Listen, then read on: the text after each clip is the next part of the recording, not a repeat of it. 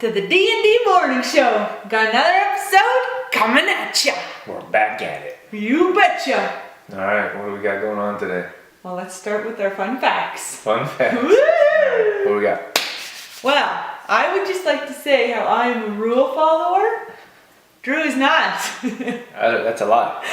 It's not a lie. I follow all the rules. He never follows the rules. In fact, when it's a rule, he wants to not do it just because it is a rule. Only sometimes. Do we have some examples? Oh, okay. Let's share about how you always try to get me to jaywalk. Oh my gosh. That's not even a rule. It's always a rule. It's like you have to wait for the light, and Drew wants me to walk when the walk light's not on. It's like a loose suggestion. Is not. That's pretty funny. Dorothy's like standing at the light. And I push the button, like, and I stand there. He drags me across the street, and I'm like, no. And he's hauling me behind. She's like, where's the light? You know, it's funny, in Europe, everyone stands and waits for the light. Mm-hmm. No one walks. And, here in North America. Or Drew Tadia. I think most people just walk. I don't see an issue. Look both ways. He doesn't. And proceed. Put your hand up. You don't do this. Do you have any other rule suggestion examples? Examples? I should have thought of more because there's quite a few. I don't know. Do you have any more? Yeah, we can move on. It's definitely a thing. Definitely a thing. Oh, well, I'm better now. But when I used to have to follow a recipe, that was kind of the same thing, like a rule. I had to follow every little thing. I'd be like, Drew, this recipe's ruined. I don't have this ingredient. Dorothy, yeah. you cannot use that ingredient. No, I have to. The recipe says I have to use that. Yeah. I'm very structured. Or airports is a good example of how I'm a rule follower. It says to stand in this line, Drew. It says to do it this way, Drew. And Drew's like, oh my gosh. Oh my god. Where do you get that from? Teaching? Must be teaching. I have to do exactly what the plan says, exactly what you're supposed to do. I'm like, nah, it's just kind of loosey structured of what you're supposed to do. Anyways. All right, that is that. What else we got? I'm a good girl, you're a bad boy. No. Well, today we're going to talk about saying no, which is something that's very hard to do, to say no. And the reason we're going to talk about that is because it's one way that you can reduce stress is by saying no, taking something off your plate. We always have our plates full of activities. Our workloads are this big nowadays. And simply saying no could help us reduce our workloads, reduce the amount of activities or the amount of things on our plate so that we could feel less stressed. Yeah, I think what it comes down to is we're people pleasers. Everybody wants to, you want people to like you. You want people to appreciate you. We want people to be grateful for you. And you can still do that by saying no. And it's so difficult for us to say no. Mm-hmm. But if we learn, I think it's like a muscle that you exercise. You work out the more you say no and realize that it's okay and the world's not going to end.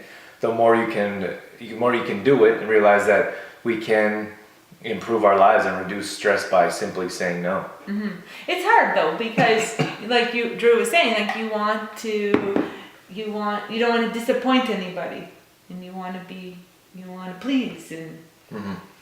You know what? One of the things that always resonates with me is when you say yes to something you don't want to do, you're saying no to something you do want to do. Yeah. So if we could remember that, well, that's what's difficult in the entrepreneur world for me, because you want to take every job, you want to take every opportunity, you want to do things, well, first of all, to make money, but also to get your name out there, to get known. And it's the same thing with our day-to-day activities. We want to say yes, we want to do things for other people, but once I learned to say no and to avoid the things that I didn't want to do, the things that I really dislike doing that cause more stress on me mentally, physically, then more doors started to open up for me.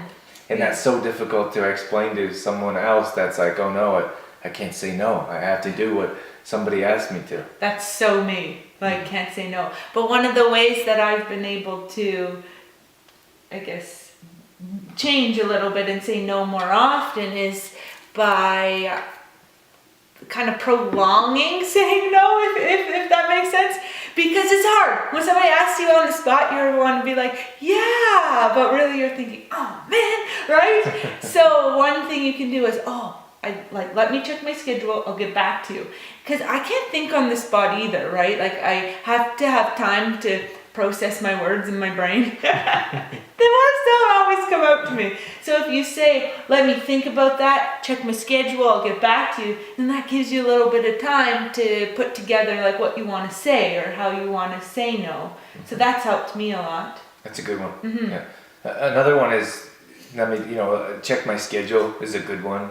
Or check back with me in a couple weeks or, next month or something like that. Like, just these little things to put them off. And I think that it's a whole lot easier. Excuse me. I think it's a whole lot easier if you just say that's not going to work for me, or really I'd rather not do that. But if one of those people that really struggle with saying no, then taking other approaches and kind of working your way around it, I think that's perfectly acceptable, because maybe there's a time in the future where you will do it, or maybe when your schedule isn't so full you can do it next week or next month. And I think most people are understanding to that. Yeah, I was always so worried about what to say. Like, I'm saying no, but I have to say something that like sounds good, that it's okay for me to say no. But just accepting that it is okay to say no. It is okay to say, you know what, I have a lot on the go right now. It's not a good time for me, but check back with me, or And you don't. That's okay to say. That's all you have to say. You don't have to please everyone. And I think that if we start putting ourselves first and understand that we're a priority, and it's going to be a whole lot easier to say no and understand that that's going to reduce a whole lot of stress in our lives.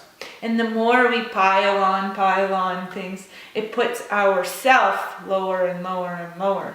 So the more you say yes to, the more obligations you have, it puts yourself lower. Right. Then you have less time to do things like go to the gym or work out in your home. You have less time to prepare the food that you want to do to get ready for the week, for example. So set your priorities. Now understand that you got to be first at the top of the list, and then if there's time for other things that you'd rather not do, then you can do them, but there rarely is. So it's a good lesson for all of us. All right, what we got next? Cauliflower wings. Oh, these are so good. Tell us what you got. Well, it was Super Bowl, isn't it, that we had them for the first time? Yeah. Or one of the first times we had them. And of course, like, you want to have some yummy munchy foods, and I think we've all been to like a wing night or a pub night, chowed down on some wings. But Drew and I really wanted to have a healthier option. So I said, well, Drew, how about I make these cauliflower wings? And we're kind of like, okay, we'll try them. Neither of us had like these big expectations for cauliflower wings. But boy, we were surprised at how delicious they were. We won't want regular wings again, because these were so delicious. Like, no joke. We had them 2 nights later. Because they were so good. We're like, let's have those cauliflower wings again. Yeah. And then a week later we had them again. Yeah.